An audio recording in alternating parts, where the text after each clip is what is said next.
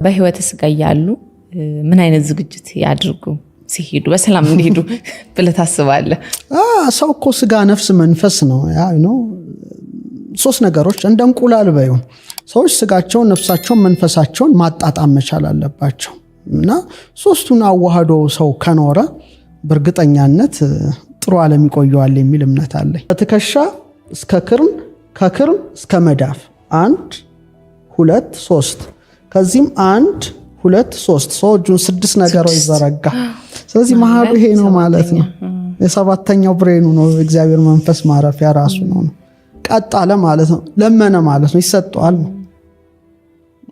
በጣም በጣም ወሳኝ ጉዳይ ነው እና ምን እንለዋለን እኛ? ይሄንን ድማህ ይባላል በእኛ። ደ ማለት ዴዴ ዶር ነው፣ ጌት ነው። ምሳሌ አንቺ ልጆች ስትወልጂ ስታያቸው እዚች ጋር የሆነች ሰርክል ነገር ታያለሽ። ሚልክዌ ጋላክሲ አይነት ጥምዝ ጸጉራችሁ እዚች ጋር ሴንተር ከፍ ስንል ትጠፋል። በእኛ በደ ነው የምንገልጻት። ዶር ናት፣ ሰማያዊ አንቴና ናት ማለት ነው። ረቂቁን ዓለም ባበሶ ጥበብ ቤቷን ሰራች፣ 7 ምሰሶችን አቆመች ሲባል ይሄ ሁሉ ትርጉም የያዘ ነው። 2 አይን፣ 2 ጆሮ፣ 2 አፍንጫ ቀዳዳ፣ አፍ 7 ነገሮች ናቸው። ሰውም ሊኖረው ይችላል። ሰው ግን የሚለየው ውሳጣዊ አይምሮ አለው እዚህ ውስጥ ማለት ነው። ሰው እጁን ዘርግቶ 7 ነገር ይሰራል ማለት ነው። ስግደትም ሲሰግድ ለአምላኩ 7 ነገሮችን መሬት ማሳረፍ ግዴታው ነው። 2 እጁ፣ 2 ጉልበቱ፣ 2 እግሩ፣ 6 ግንባሩ ይነካል ማለት ነው። 7 ማለት ነው።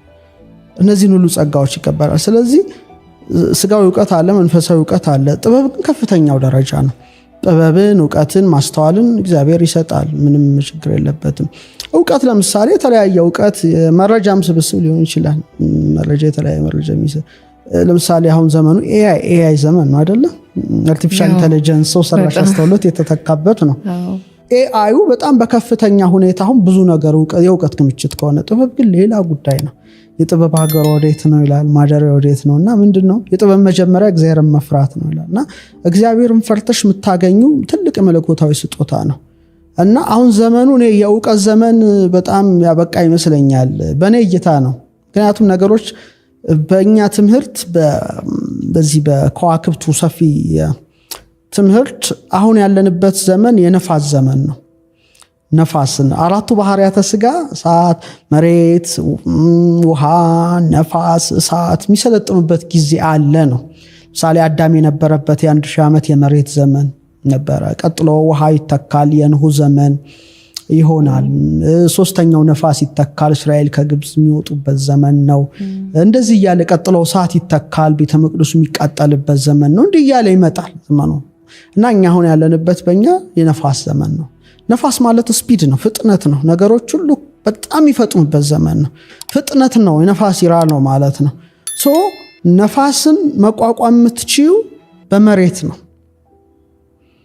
መሬት ማለት ጥብቀት፣ ጽናት ነው። ነፋስ በጣም ተወርሮ ሲመጣ መሬት ነው እና አሁን ከመሬት ጋር ያለንን ግንኙነት ጥብቀትና ጽናት ከሌለሽ ይሄ ዓለም የመረጃው ፍሰት ናላሽን አዙሮ ክሬዚ ነው የሚያደርግሽ። ከሽቡሹ ፍጥነቱ እዚህ ሰማያለሽ እና ግራውንድ ከሌለሽ አለቀልሽ ነው። በመረጃ ብዛት ብሬንሽ ይሰክራል ነው። በዚህ ኢራ ላይ ሰዎች ምን ይመከራሉ? ኤክሰስ ኤሌክትሮን ፕሮቶን ውስጣቸው እየገባ ስለሆነ መሬት በባዶ እግራቸው መሬት ለ20 ደቂቃ ወክ ማድረግ፣ መቀስቀስ ካልቻሉ 5G 6G እያለ ይጨምራል ነገሩ። ኤክሰስ ፕሮቶን ነው ህዋው ላይ እና ውስጣችን ይገባል እና በጣም እንጎዳለን። ፍሪ ቻርጅ ኤሌክትሮን አላት ምድር። በባዶ እግር ወክ ማድረግ ከተፈጥሮ ጋር ትንሽ ስክነት፣ ያ ማለት ወደ ጥበብ ትሻገሪያለሽ። ጥበብ ላይ ከደረሽ ማለት ዕውቀት ከታች ነው የሚመላለሰው ነው። የሚያልፍ ወጀብን ዝም ብለሽ ዳር ሆነሽ እንደመመልከት ነው፣ ወይም በአይሮፕላን እየሄድሽ ወደ ታች እንደመመልከት ነው። እና እኔ የዕውቀት ኢራ አይ ዶንት ቲንክ ሶ ከዚህ በኋላ በሰው ሰራሽ ነገሮች ነው እየተተካ የሚሄደው እና ሰዎች ትልቁን ጥበብ እግዚአብሔር መያዝ ካልቻሉ በጣም ይጎዳሉ።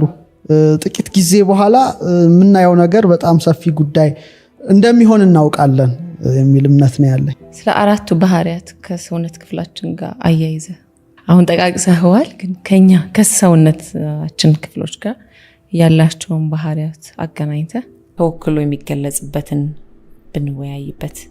ጥሩ። ሰው ትልቅ ነገር ነው። በጣም በብዙ ሚሊየንስ ሴል የተገነባ ነው። በጣም ክቡር ነገር ነው። ቀላል አይደለም። ግን በቀላሉ ሰዎች ያንን ማንነት ፊታቸው ላይ ሊያዩት ይችላሉ ነው። ብሩህነቱን ሙቀቱን ትቶ በብርሃኑ ፈጠራቸው ነው። ከዛ ከባቢ አየር አለ፣ ከዛ ውሃና መሬት አለ። ተፈጥሮ እኛ ፊት ላይ ያለ ነው። ፊትሽ ላይ ብትመለከቹ 2 አይን እንደ እሳት ይወከላል ማለት ነው። ምክንያቱም ለምሳሌ አይን ከብርሃን ጋር አይደለም ከማየት ጋር። ስለዚህ ብርሃን እሳት ጋር ይወከላል። ከዛ አንፍ ይባላል፣ አፍንጫ አየር ጋር ይወከላል ማለት ነው። ይሄ ደግሞ ፈሳሽና ጠጣር ይወስዳል፣ አፍ ውሃና መሬትን ይወክላል ማለት ነው። እንደዚህም ባትወርጂ ፊትሽ ላይ ነጸብራቁ አለ ነው። ነጸብራቁ አለ እና ኮድ ናቸው። በእኛ 7ቱ ከዋክብት ወይም ምንላቸው መገብተ ዕለታት ሄኖክ የሚላቸው አሉ። አይን 2ቱ ፀሐይ ይሄ አይን ዘይማን ፀሐይን ይወክላል። አይን ዘጸጋም ጨረቃን፣ ይሄ መሪህ ማርስን፣ አጣርድ ሜርኩሪን፣ መሽተሪ ጁፒተርን፣ ዙሁራ ቪነስና ይሄ ሳተርንን ይወክላል። ይሄ እንደ ከንፈር ቅርጹ ራሱ ቀለበታ አይነት ወክሎ ይገለጻል ማለት ነው።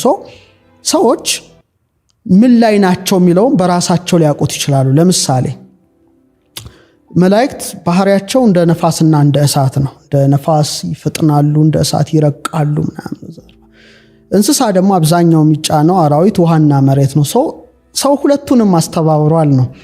ምሳሌ እሳትና ነፋስነትሽ ካየለ ኮምፕሊትሊ ምን ትሆኛለሽ? ወደ ላይ መሄድ ትመኛለሽ ነው። እሳትና ነፋስ ወደ ላይ ነው በብዛት ቀሊላድ ናቸው ይላሉ ሊቃ ኢትዮጵያ ሊቃውንት። ሰው እሳትና ነፋስነቱ ከበለጠ እንደ መልአክ መሆን ሰው ያምረዋል። በቃ ተመስጦ ይወዳል፣ አምላክን ማመስገን ይወዳል። በቃ የሆነ ረቀቅ ወዳለው እንትን። ውሃና መሬትነቱ ከከበደው ደግሞ ብላ ጠጣ ተኛ፣ ከዛ ውጭ ሊያስብ አይችልም እና እየተሸናነፈ ይኖራል ነው። ነፍሱ ከሞተ በኋላ ወዴት እንደሚሄድ በራሱ ሰውነት ውስጥ ያውቃል ነው። የኢትዮጵያ ዕውቀት ነው።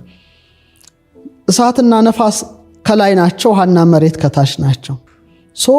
ነፋስና እሳትነቱ ማለትም የመልአካዊ ኩነትነቱ አመዝኖ ከኖረ ሲሞትም ነፍሱ ወደ ላይኛው ዓለም ነው የምትሄደው፣ አፐር ወርልድ ነው። ውሃውና መሬትነቱ ከብዶት ምድር ላይ ከኖረ ወደ ታችኛው ዓለም ነው፣ አንደር ወርልድ ነው፣ ወደ ሲኦል እንደማለት ነው። ሰው ያውቀዋል። አንዳንድ ሰዎች ሞትን በጣም ይፈራሉ። ሲኦል ይመስላቸዋል፣ መሸነፍ ይመስላቸዋል። ኢንጆይ የሚያደርጉትን ዓለም ጥሎ እንደሚሄድ አድርገው ያስቡታል እና የሆነ ነገር እንደሚቀርባቸው አድርገው ያስባሉ። አንዳንድ ሰዎች ደግሞ ሲያወሩ ወደ ተሻለ ቦታ፣ ወደ አባቴ ወደ ማርፈበት ቦታ ነው የሚሄደው ብለው እስከ መጠበቅ ደረጃ ይደርሳሉ።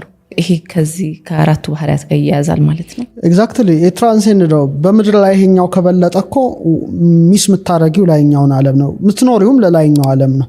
ይሄኛው ግን ሽግግር ነው። ለምሳሌ አሁን ቅዱስ ጳውሎስ እኔ ከክርስቶስ ጋር ልኖር እናፍቃለሁ ይላል። ከሁሉም ይሻለያ ነው። ስለዚህ የምታውቂው ዓለም ላይ ነው የምትሄጂው። በህይወት ስጋ ያሉ ምን አይነት ዝግጅት ያድርጉ ሲሄዱ በሰላም እንዲሄዱ ብለህ ታስባለህ? ሰው እኮ ስጋ፣ ነፍስ፣ መንፈስ ነው። ሶስት ነገሮች እንደ እንቁላል በዩ። እንቁላል ከላይ ቅርፍት አላት አይደል? ጀስት እሱ ስጋ ነው። ውስጡ ደግሞ ነጭ ነገር አለ አይደለ? የስጋ ህይወት ነፍስ ናት። ሶስተኛዋ ደግሞ አስኳሏ መንፈስ ነው፣ እግዚአብሔር ማደሪያ ነው። ሰዎች ስጋቸውን፣ ነፍሳቸውን፣ መንፈሳቸውን ማጣጣም መቻል አለባቸው እና ሶስቱን አዋህዶ ሰው ከኖረ በእርግጠኛነት ጥሩ ዓለም ይቆየዋል የሚል እምነት አለኝ። ዶክተር ሮዳስ ስለ መሬት አውርተናል። ስለ ባህሪያት ስናወራ ሰው ስለተሰራባቸው ባህሪያት መሬትን አንስተናልና አሁን ደግሞ ባለንበት ጊዜ የመሬት መንቀጥቀጥና መከፈል የሚባሉ ነገሮች መጥተዋል። ብዙ ሰዎችን ማስደንግጧል፣ አሳስቧል እና በዚህ ጉዳይ አንተ ምን አይነት አስተያየት አለ? ያው እንግዲህ መሬትም እሳትም ውሃም ነፋስም መሬትም የራሳቸው አዎንታዊና አሉታዊ ነገሮች አሏቸው አይደለ? ለምሳሌ መሬት አርሰን ቆፍረን ከከርሰ ምድሯ የወጣውን ሲሳይ ተመግበን እንኖራለን። በተመሳሳይ መልኩቹ መሬት ደግሞ ትሰነጠቃለች፣ ትንሸራተታለች፣ ርዕደ ምርት ታመጣለች። አንጻራዊ ነው ማለት ነው። እሳት ጥሩ ነው፣ እንሞቀዋለን፣ ምግባችን እናበስልበታለን። በተመሳሳይ መልኩ ደግሞ በአንጻሩ ሰደድ እሳት ሆኖ አካባቢ ያቃጥላል። ነፋስ እጽዋቱን ያናፍሳል፣ እኛንም አየር እናገኝበታለን። ደግሞ በአንጻሩ ደግሞ አውሎ ነፋስ ሆኖ ሲያጠፋ እንመለከታለን ማለት ነው። ውሃም ጠጥተን እንረካለን፣ እንታጠብበታለን። በአንጻሩ ደግሞ ጎርፍ ይሆንና ደግሞ ተጥለቅልቆ ያጠፋል። ስለዚህ አራቱ ነገሮች አሉታዊና አዎንታዊ ነገሮች አሏቸው ማለት እንችላለን። 3 ምልከታዎች አሉ በዚህ ዙሪያ አጠቃላይ እንደ አጠቃላይ ዓለም ከተፈጠረ ጀምሮ ያለ ክስተቶች ይኖራሉና 3 ነገሮችን ብናይ፣ አንደኛው ተፈጥሮ በጣም የከበረ ነገር ነው። ምሳሌ በመጀመሪያ እግዚአብሔር ሰማይና ምድርን ፈጠረ ይላል። ሰማይ ዙፋኔ ነው፣ ምድር የእግሬ መረገጫ ናት ይላልና ሰዎች ምድርን ማክበር መቻል አለባቸው። ምድር በእኛ እንደ እናት ነው የምትታየው። በጣም ሰፊ ሀተታ ነው። ሰው እናቱን እንደሚንከባከብ ምድርን በተመሳሳይ መልኩ መንከባከብ ይገባዋል። ኤዶም ገነትን እንኳን እግዚአብሔር አምላክ ያበጃትና ይጠብቃት ዘንድ ነው የሚለው። ማበጀትና መጠበቅ የሰው ልጅ ድርሻ ነው። ካላበጀ ካልጠበቀ ደግሞ አንጻራዊ ውጤቱን ያገኘዋል። ለምሳሌ እኔም አንቺም እዚህ ያሉትን ክሩ ወደ ሰማይ ድንጋይ ብንወረውር አንቺ ወረወርሽው ሰማይ ላይ ተሰቅሎ እኛ ወረወርነው ወደ ምድር አይመለስ፣ የሁላችንም ይመለሳል ነው። ምክንያቱም ሎው ግራቪቲ ሁሉንም ስለሚያመጣው ማለት ነው እንጂ ተፈጥሮን በሰጠሻት መልክ ነው የምትሰጥሽ። ስለዚህ ሰዎች በስግብግብነት ምድርን ሀብቷን ሙሉ በሙሉ አሟጠን እንጠቀም ማለት የለባቸው፣ ማስቀረት መቻል አለባቸው ነው። ስለዚህ አንዳንዴ ሰው ሰራሽ የሆኑ ምክንያቶች ይህን ጉዳይ ሊያመጡ ይችላሉ።